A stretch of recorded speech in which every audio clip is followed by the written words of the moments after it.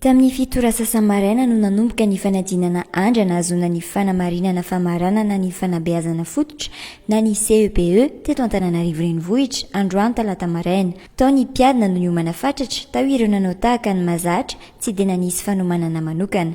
Tao ireo tsy tonga mihitsy no ny antony samihafa raha ny nambarany ireo mpanabe. Na izany na tsy, vona hiatrika ny lazahadina ireo mpianatra tonga nanao fanadinana.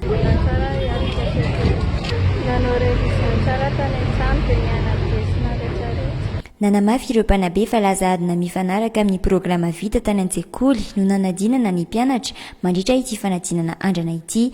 Avy eo amin'ny fari-piadidim-pampianarana eto Antananarivo renivohitra no nandrafitra ny lazahadina.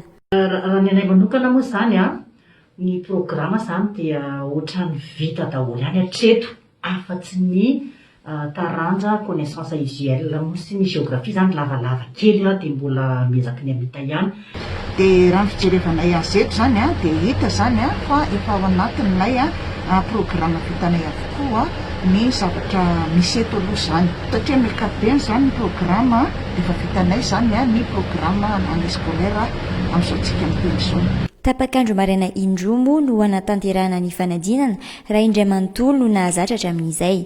Entina miaro amin'izay mety ho fiparitahany tsy mikaretina coronavirus dia nozarana amina kilasy maromaro ireo mpiadina. Milaza ihany koa ireo mpanabe fa efa nisy ny fanomanana isan-karazany natao talohan'izao fanadinana izao. Izay moa zany dia mifandrimbona zany ny mpampianatra rehetrarehetra mitazona ny 7e misy kilasy anankitelo izahay eto. Ny anay moa zany 530 ny mpianatra dia zaraina ao anatin'ny kilasy anankenina.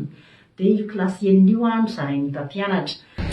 Hita zany nanaovan'ny ankizy ny examen fa ny révision aloha dia tena nanao mihitsy izahay mandritra ny fisokafan'ny sekoly zany.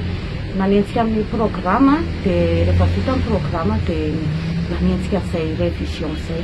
Mbola itoy ny alarobia maraina araka izany ny fanadinana andrana eto Antananarivo renivohitra. Miisa 3,794 ireo hiatrika ny fanadinana CEPE amin'ity taona ity eto Antananarivo araka ny nambarany avy eo anivy ny fari-piadidim-pampianarana eto Antananarivo renivohitra.